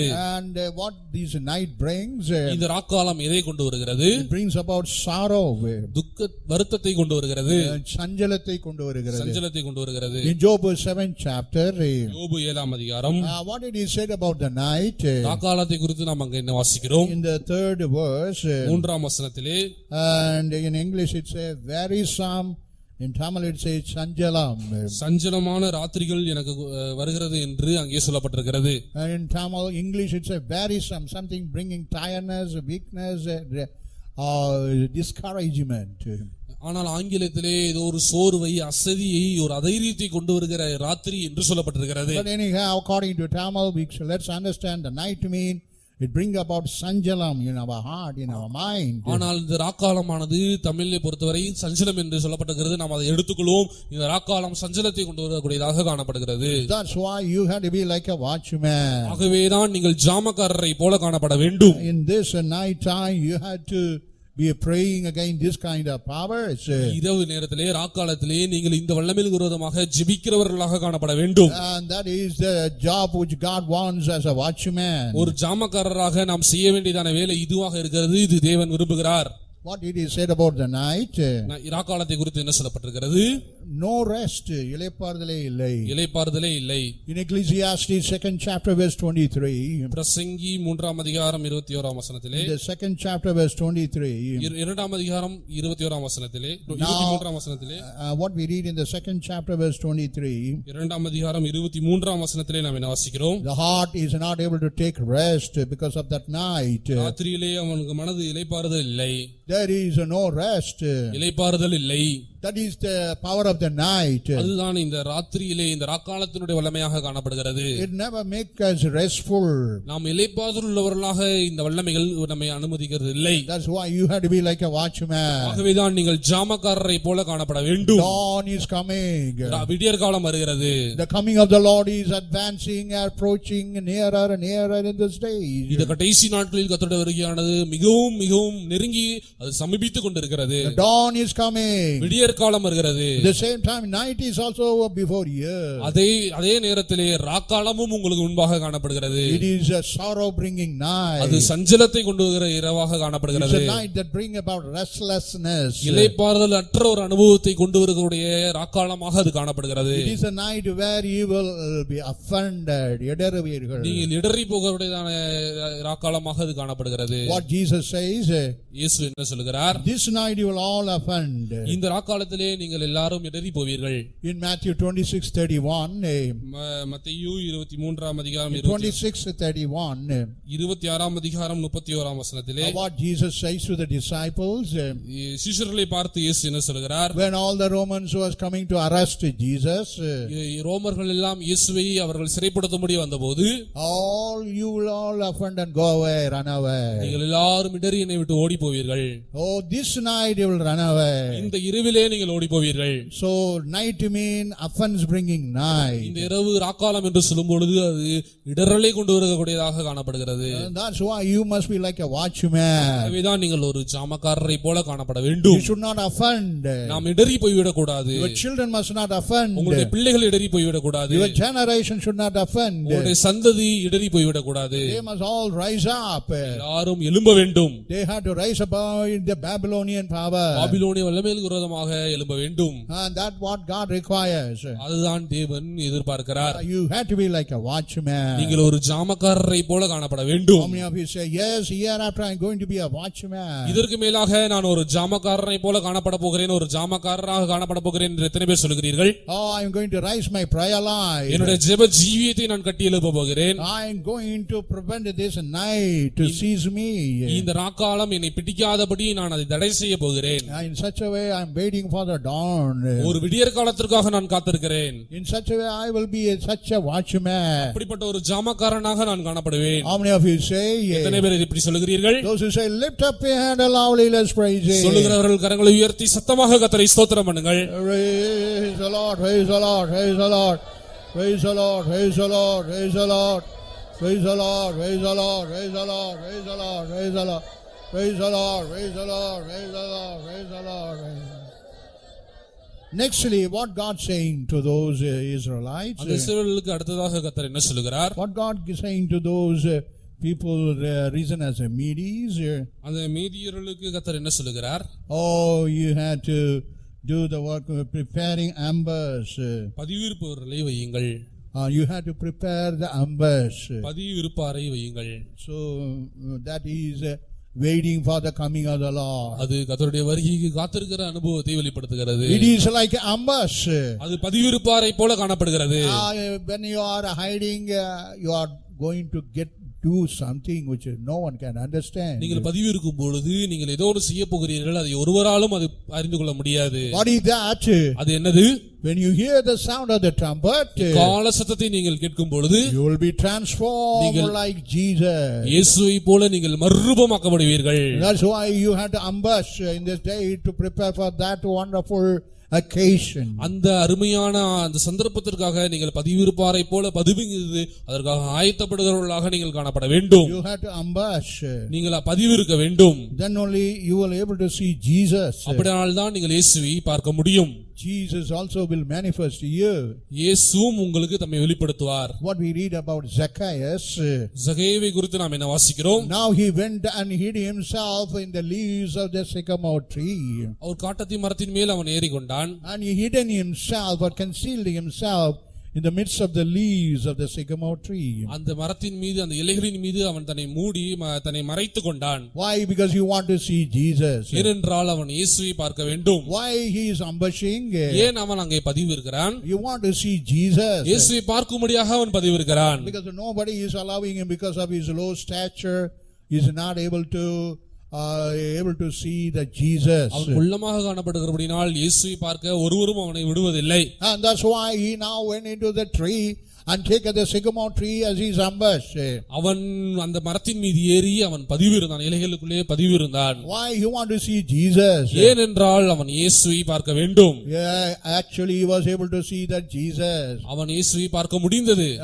Nothing, nobody can able to stop him. ஒருவராலும் அவனை தடை செய்ய முடியவில்லை. And Luke the Gospel 19 chapter verse 4 we read that. லூக்கா 19 அதிகாரம் 4 வசனத்திலே நாம் அதை வாசிக்கிறோம். When he was hiding, நீங்கள் பதிவிருக்கும் பொழுது when he was hiding under that sycamore tree, அந்த மரத்திலே அவன் மறைந்திருக்கும் பொழுது Jesus appeared unto him. இயேசு அவனுக்கு தரிசனமானார். Jesus is now coming voluntarily to his place where he was. அவன் இருக்கிறதான அந்த வீட்டிற்குள்ளே இயேசு பிரவேசித்தார். அந்த இடத்திலே அந்த மரத்துக்கு கீழே வந்து விட்டார். அந்த மரத்திற்கு கீழே இயேசு வந்து விட்டார். So where you are ambushing for God, there you will see Jesus. நீங்கள் இயேசுவாக எங்கே பதிவிருக்கிறீர்களோ அங்கே இயேசுவை நீ வருவார், அவர்களை தரிசிக்கலாம். And that day is coming. அந்த நாள் வருகிறது. Are you ambushing for Jesus like a Zacchaeus? சகேவை போல இயேசுவை தரிசிக்கும்படியாக நீங்கள் பதிவிருக்கிறீர்களா? Oh, that is very important because one day we have to see him. ஏனென்றால் அது மிகவும் முக்கியமான அனுபவமாக காணப்படுகிறது. ஏனென்றால் ஒரு நாள் நாம் இயேசுவை தரிசிக்க வேண்டும். And he must also see us. அவரும் நம்மை பார்க்க வேண்டும். And he must say, come down. Oh, Zacchaeus, I want to be with you. சகேவே கீழே இறங்கி வா, நான் உன்னோடு கூட தங்கி இருக்க வேண்டும் என்று இயேசு சொல்ல வேண்டும். And such a joyful day must come. அந்த ஒரு மிகவும் சந்தோஷமான அந்த நாள் வர வேண்டும். Now these Zacchaeus was filled with the joy when Jesus said, I want to come to your house. உங்களுடைய வீட்டிற்கு நான் வர வேண்டும் என்று சொன்னபொழுது சகேயுனுடைய இருதயம் சந்தோஷத்தினால் நிறைந்தது. Like that one day we are going to be filled with that great joy. அப்படியாகவே நாமும் கூட ஒரு நாள் நம்முடைய மிகவும் பெரிய சந்தோஷத்தினால் நிரப்பப்பட போகிறோம். That is the greatness of ambushing. அதுதான் பதிவிருக்கிற அனுபவத்தினுடைய மேன்மையாக காணப்படுகிறது. Zacchaeus was ambushing under the leaves of the sycamore tree. சகேயு அந்த மரத்தினுடைய இலைகளிலே தன்னை மறைத்துக் கொண்டான். Let us also humble ourselves. நாம் கூட நம் பதிவிருப்போமாக. What Jesus says இயேசு என்ன சொன்னார்? in Matthew 24th chapter, மத்தேயு 24ஆம் அதிகாரம் in the 44th verse, 44ஆம் வசனத்திலே, make yourself ready. நீங்கள் உங்களை ஆயத்தப்படுத்திக் கொள்ளுங்கள். So that is a readiness is necessary for the church. சபைக்கு ஒரு ஆயத்தம் அவசியமாக காணப்படுகிறது. That is called ambushing. அதுதான் பதிவிருக்கிறதா அனுபவமாக இருக்கிறது. You had to ambush and prepare for the coming of the Lord. நீங்கள் பதிவிருந்து கர்த்தருடைய வருகைக்கென்று நீங்கள் உங்களை ஆயத்தப்படுத்திக் கொள்ள வேண்டும். Make yourself ready. நீங்கள் உங்களை ஆயத்தப்படுத்திக் கொள்ளுங்கள். Because we may not know at what time he will come. நினையாத நாளிகையிலே அவர் வருவார். At what time he will come. அவர் எப்பொழுது வருவார் என்று நமக்கு தெரியாது. But we have to be ready. ஆகவே நாம் ஆயத்தமுள்ளவர்களாக காணப்பட வேண்டும். Like Zacchaeus, you will also see that Jesus. சகேயுவை போல நாமும் கூட இயேசுவை பார்ப்போம். And that Jesus also will see us. அந்த இயேசுவும் கூட நம்மை பார்ப்பார். That day is a wonderful day. அந்த நாள் மிகவும் ஆச்சரியமான ஒரு நாள். What we read in Revelation 19th chapter. வெளிப்படுத்தல் 19ஆம் அதிகாரத்திலே நாம் என்ன வாசிக்கிறோம்? What we read in the 7th verse. 7ஆம் வசனத்திலே நாம் என்ன வாசிக்கிறோம்? Now here it says, rejoice. சந்தோஷப்பட்டு கலிகூர கடவோம். Because the marriage of the Lamb has come. ஆட்டுக்குட்டியானுடைய கல்யாணம் வந்தது. There is a great joy that is going to come for the church. சபைக்கு ஒரு மிகவும் ஒரு சந்தோஷம், ஒரு பெரிய சந்தோஷம் வரப்போகிறது. Because the wife has made herself ready. ஏனென்றால் அவருடைய மனைவி தன்னை ஆயத்தப்படுத்திக் கொண்டாள். You are living like a wife in the world for Jesus. இயேசுவுக்கு ஒரு மனைவியை போல நீங்கள் இந்த பூமியிலே காணப்படுகிறீர்கள். Got a lot of opposition, lot of unfavorable situation, all this virus, lockdown, no job, lost your business, lost your income. You are found in the wretched condition. ஏனென்றால் இந்த கடைசி நாட்களிலே மிகவும் ஒரு உபத்திரவத்தின் வழியாக அந்த கோவிட் வியாதியினால் மற்றும் உங்களுடைய வேலை இழப்புகள், பிசினஸ்ல லாஸ், இப்படிப்பட்டதான காரியங்களினால் நீங்கள் மிகவும் நெருக்கப்படுகிறீர்கள். But one day you are going to rejoice. ஆனால் ஒரு நாள் நீங்கள் கலிகூர போகிறீர்கள். The marriage of the Lamb has come. ஆட்டுக்குட்டியானுடைய கல்யாணம் வந்தது. So you have to make yourself ready. ஆகவே நீங்கள் உங்களை ஆயத்தப்படுத்திக் கொள்ள வேண்டும். And the wife has made herself ready. மனைவி தன்னை ஆயத்தப்படுத்திக் கொண்டாள். Are you ready to meet that Jesus? அந்த இயேசுவை சந்திக்க நீங்கள் ஆயத்தமாக இருக்கிறீர்களா? Because the coming of the Lord is nearer. ஏனென்றால் தேவனுடைய வருகை மிகவும் சமீபமாக காணப்படுகிறது. And how much we had to be very expectedly we had to prepare for that. ஆகவே நாம் மிகவும் எதிர்பார்ப்பு உள்ளவர்களாக அந்த வருகைக்கென்று நாம் நம்மை ஆயத்தப்படுத்திக் கொள்ள வேண்டும். That what God expects. அதைதான் தேவன் எதிர்பார்க்கிறார். Are you preparing yourself? நீங்கள் உங்களை ஆயத்தப்படுத்திக் கொண்டிருக்கிறீர்களா? Because at any time he will come. ஏனென்றால் இந்த வேளையிலும் அவர் வருவார். And we had to look for that day. அந்த நாளுக்காக நாம் நோக்கி பார்க்கிற அந்த நாளை நாம் நோக்கி பார்க்கிறவர்களாக காணப்பட வேண்டும். It is a joyful expectation. அது ஒரு மிகவும் ஆனந்தமான ஒரு எதிர்பார்ப்பு. In Titus 2nd chapter verse 13. தீத்து 2ஆம் அதிகாரம் 13ஆம் வசனத்திலே. What we read in the 2nd chapter verse 13. தீத்து 2ஆம் அதிகாரம் 13ஆம் வசனத்திலே என்ன வாசிக்கிறோம்? In Ananda. நாம் நம்பியிருக்கிற ஆனந்த பாக்கியத்துக்கும். In Tamil it say beautifully Ananda Bhakiyam. தமிழிலே மிகவும் அழகாக சொல்லப்பட்டிருக்கிறது ஆனந்த பாக்கியம். In English a blessed hope. அது ஆங்கிலத்திலே ஒரு ஆசீர்வதிக்கப்பட்ட நம்பிக்கை என்று சொல்லப்பட்டிருக்கிறது.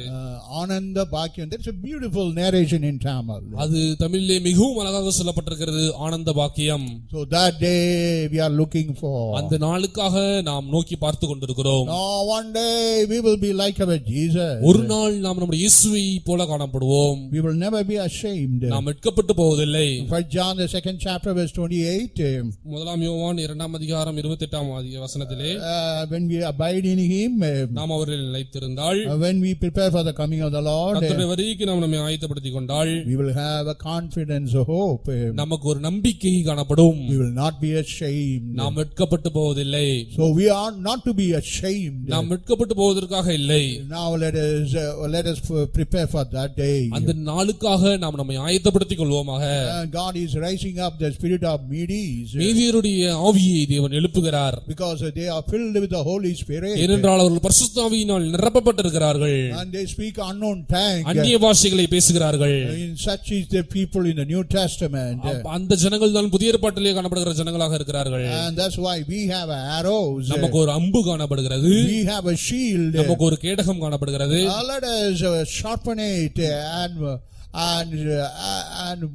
burnish it with the power. ஆகவே அதை நாம் கூர்மையாக்க வேண்டும், நாம் அதை துலக்க வேண்டும். And that is our duty. அது நம்முடைய கடமையாக காணப்படுகிறது. And also we have to raise up our banner. அது மாத்திரமல்லாமல் நாம் நம்முடைய கொடியை ஏற்ற வேண்டும். That is the banner of love. அதுதான் நேசத்தின் கொடியாக காணப்படுகிறது. That banner only help you to hoist your flag upon the walls of Babylon. அந்த கொடிதான் பாபிலோனுடைய மதில்கள் மேல் உங்களை கொடியேற்ற உதவி செய்யும். And you have to make your watch strong. உங்களுடைய காவலை நீங்கள் பலப்படுத்த வேண்டும். Your heart must be strengthened, protected out of unholiness. உங்களுடைய இருதயமானது அசுத்தத்திலிருந்து பாதுகாக்கப்பட வேண்டும், காவல் பண்ணப்பட வேண்டும். And you have to set your watchman.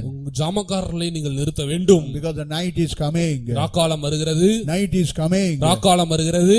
What kind of night? எப்படிப்பட்ட ராக்காலம்? It is bringing sorrow. சஞ்சலத்தை கொண்டு வருகிறதான ராக்காலம். What kind of night it is? எப்படிப்பட்ட ராக்காலம்? Bringing no rest. இளைப்பாறுதலற்ற ராக்காலம். What kind of night? எப்படிப்பட்ட ராக்காலம்? Offense.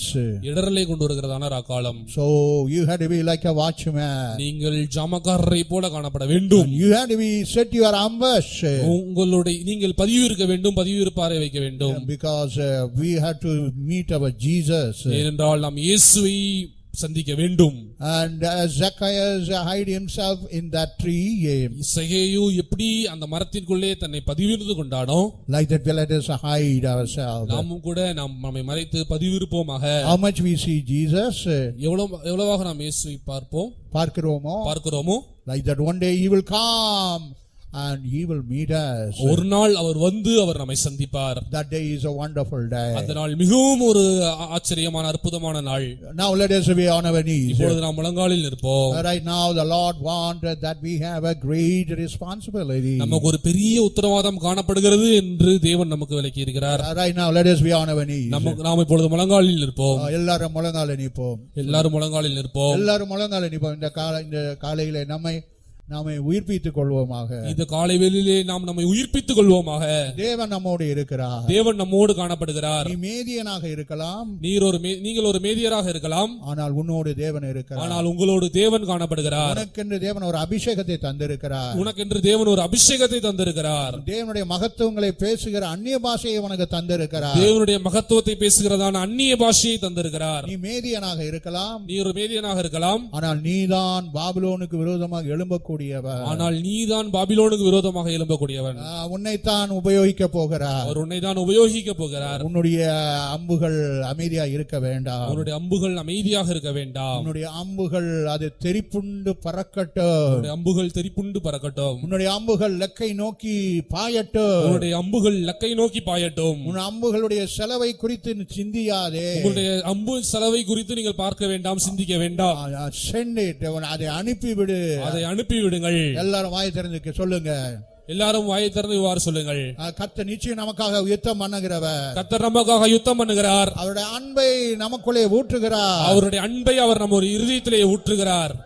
பிரிக்க முடியாத அன்பை நமக்குள்ளே ஊற்றுகிறார். பிரிக்க முடியாத அன்பை நமக்குள்ளே ஊற்றுகிறார். அந்த அன்பு நமக்குள்ளே வரும்போது ஒன்றும் நம்மை பிரிக்க முடியாது. அந்த அன்பு நமக்குள்ளே வரும்போது ஒன்றும் நம்மை பிரிக்க முடியாது. அந்த கொடியை வைத்துதான் நாம் இந்த பாபிலோனியன் மதில்கள் மேல் கொடியேற்ற முடியும். அந்த கொடியை வைத்துதான் இந்த பாபிலோனுடைய மதில்கள் மேல் நாம் கொடியேற்ற முடியும். நாம் கொடியேற்றுவோமாக. நாம் கொடியேற்றுவோமாக. கிறிஸ்துவின் அன்பில் நாம் நிறைக்கப்படுவோமாக. கிறிஸ்துவினுடைய அன்பிலே நாம் நிலைக்கப்படுவோமாக. நம்மை பிரிக்க ஒன்றுமே முடியாது. நம்மை பிரிக்க ஒன்றாலும் முடியாது. நம்மை பிரிக்க முடியாது. ஒன்றாலும் நம்மை பிரிக்க முடியாது. ஹல்லேலூயா, ஹல்லேலூயா, ஹல்லே. சிரபாதேலவா, சிரபாதேலவரவரவே. சிரபாதேல ஹரதே. வந்திடுவே சேர்த்திட வந்தனே என்றுரைத்து சென்றீரே. வந்திடுவே சேர்த்திட வந்தனே என்றுரைத்து சென்றீரே.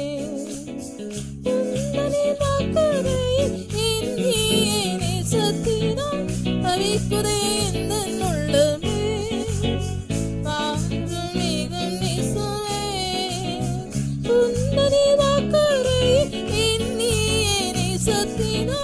அவிக்குதே எந்தன் உள்ளமே மாறும் மேகம் இயேசுவே அனல்ல நீரே எரிந்தெடுத்தீரே என்னையும் உந்தன் அன்பினால் அனல்ல நீரே எரிந்தெடுத்தீரே என்னையும் உந்தன் அன்பினால் இயலாதே யார் அன்பினாலே இவன் நீர் இந்த இயேசுவே இருக்க இயலாதே யார் அன்பினாலே இவன் நீர் இந்த இயேசுவே அனல்ல நீரே எரிந்தெடுத்தீரே என்னையும் உந்தன் அன்பினால் அனல்ல நீரே எரிந்தெடுத்தீரே என்னையும் உந்தன் அன்பினால் இருக்க இயலாதே யார் அன்பினாலே இவன் நீர் இந்த இயேசுவே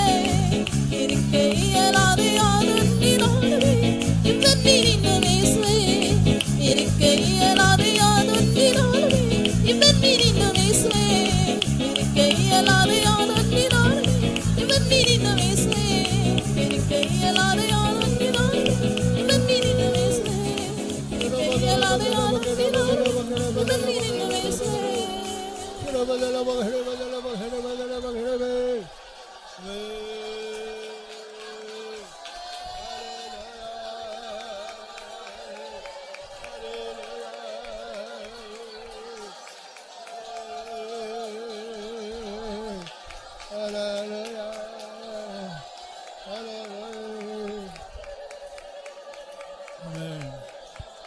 Certainly, உன்னை ஒண்ணுமே பிரிக்க முடியாது. என்னை ஒன்றுமே பிரிக்க முடியாது. நான் அல்ல, நீரே என்னை தெரிந்தெடுத்தீர். நான் அல்ல, நீரே என்னை தெரிந்தெடுத்தீர். ஆக நான் உம்மை விட்டு பிரிந்து போவதில்லை. ஆக நான் உம்மை விட்டு பிரிந்து போவதில்லை. என்னை ஒன்றுமே பிரிக்க முடியாது. என்னை ஒன்றுமே பிரிக்க முடியாது. ஹல்லேலூயா, ஹல்லேலூயா, ஹல்லேலூயா, ஹல்லேலூயா, ஹல்லேலூயா. நான் அல்ல, நீரே என்னையும் உந்தன் அன்பினால் அனல்ல நீரே எரிந்தெடுத்தீரே என்னையும் உந்தன் அன்பினால் இருக்க இயலாதே யார் அன்பினாலே இவன் நீர் இந்த இயேசுவே இருக்க இயலாதே யார் அன்பினாலே இவன் நீர் இந்த இயேசுவே அனல்ல நீரே தெரிந்தெடுத்தீரே என்னையும் உந்தன் அன்பினால் நான் அல்ல நீரே தெரிந்தெடுத்தீரே என்னையும் உந்தன் அன்பினால் இருக்க இயலாதே யார் அன்பினாலே இவன் நீர் இந்த இயேசுவே இருக்க இயலாதே யார் அன்பினாலே இவன் நீர் இந்த இயேசுவே இருக்க இயலாதே யார் அன்பினாலே இவன் நீர் இந்த இயேசுவே இருக்க இயலாதே யார் அன்பினாலே இவன் நீர் இந்த இயேசுவே இருக்க இயலாதே யார் அன்பினாலே இவன் நீர் இந்த இயேசுவே இருக்க இயலாதே யார் அன்பினாலே இவன் நீர் இந்த இயேசுவே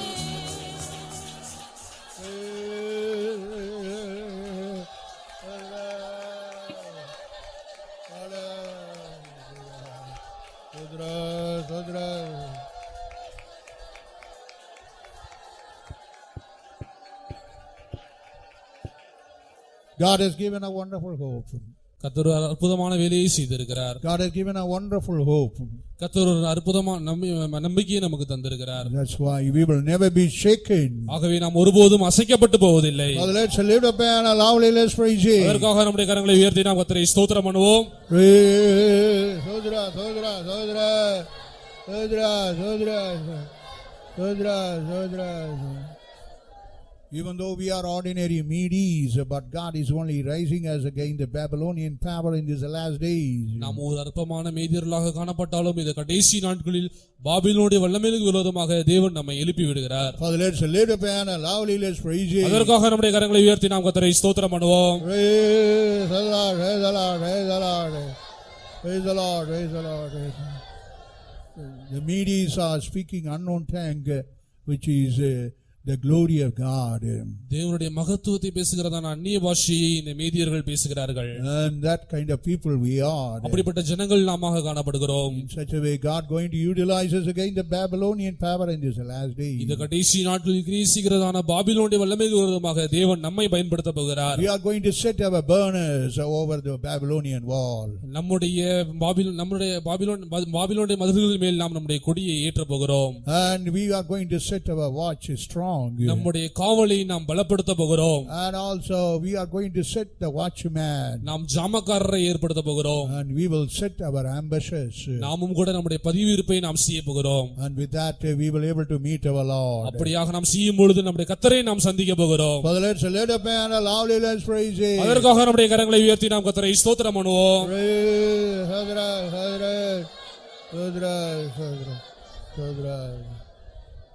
3 o'clock we have youth meeting. 3 o'clock we have youth meeting in this place. இந்த இடத்திலே 3 மணிக்கு வாலிபர்கள் கூட்டம் உண்டு. Evening 5:45 we have our evening meeting in our meeting hall. சாயங்காலம் 5:45 மணிக்கு நம்முடைய மீட்டிங் ஹாலில் வைத்து நம்முடைய கன்வென்ஷன் கூட்டம் நடைபெறும். So God going to undertake everything. Father, let's lift up and loudly let's praise Him. தேவன் தாமே எல்லாவற்றையும் பொறுப்பெடுக்க போகிறபடியால் நம்முடைய கரங்களை உயர்த்தி சத்தமாக நாம் கர்த்தரை ஸ்தோத்திரம் பண்ணுவோம். Praise the Lord. Praise the Lord. Praise the Lord. Praise the Lord. Praise the Lord. Praise the Lord. Let's pray. ஜெபிப்போம்.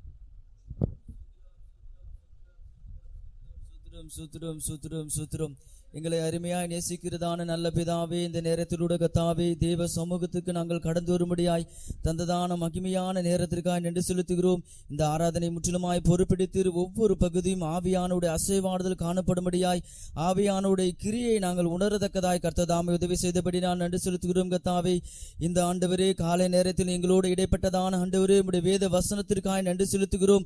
ஆண்டவரே தெய்வமே, நாட்களில் கர்த்தாவே நீதிக்கு பகைஞனாகிய அந்த ஆண்டவரே சாத்தானை ஆண்டவரே நாங்கள் அழிக்கத்தக்கதாய் ஆண்டவரே நாங்கள் சத்தியம் கேட்க கூடாதபடி அவைகளுக்கு செவி கொடுக்க கூடாதபடி கலக வீட்டார்களாக மாறும்படியாய் போராடி கொண்டிருக்கிறதான இந்த வல்லமைகளுக்கு விரோதமாய் ஆண்டவரே தெய்வமே இந்த நாட்கள் கர்த்தாவே பரிசுத்தவான்களின் மூலமாக ஆண்டவரே எங்களோடு இடைப்பட்டதான இந்த நல்ல வார்த்தைகளுக்காக நன்றி செலுத்துகிறோம். நாங்கள் ஒவ்வொருவரும் ஆண்டவரே எங்களுடைய அம்புகளை நாங்கள் துலக்க வேண்டும். சத்திய உபதேசத்தை நாங்கள் இன்னுமாய் அதிகமாய் நேசித்து ஆண்டவரே அதற்கு ஆண்டவரே துலக்கத்தக்கதாய் ஆண்டவரே நீர் இந்த நேரத்தில் உதவி செய்தபடி நான் நன்றி செலுத்துகிறோம். ஆண்டவரே எங்களுடைய விசுவாசமானது ஆண்டவரே பரீட்சிக்கப்பட்டு ஆண்டவரே இந்த கேடகம் என்கிறதான விசுவாசமானது ஆண்டவரே செப்பனிடத்தக்கதாய் கர்த்ததாமே இந்த காலை நேரத்தில் எங்களுக்கு உதவி செய்தபடி நான் நன்றி செலுத்துகிறோம். இந்த வல்லமைகளுக்கு விரோதமாய் நாங்கள் ஆண்டவரே இவைகளை கர்த்தாவே ஆண்டவரே செலுத்தி இந்த ஆவிகளை அழித்து போடத்தக்கதாய் ஆண்டவரே இந்த பட்டயமானது ஆண்டவரே தெய்வம் இந்த கேடகமானது இந்த அம்புகளானது ஆண்டவரே அனுப்பப்படும் பொழுது அவைகள் ஆண்டவரே உம்முடைய சிந்தையில் இருப்பவைகளை எல்லாம் விட்டு செய்து முடிக்கத்தக்கதாய் உம்முடைய வார்த்தையினால் இந்த நேரத்தில் நிறைவேற்றினபடி நான் நன்றி செலுத்துகிறோம்.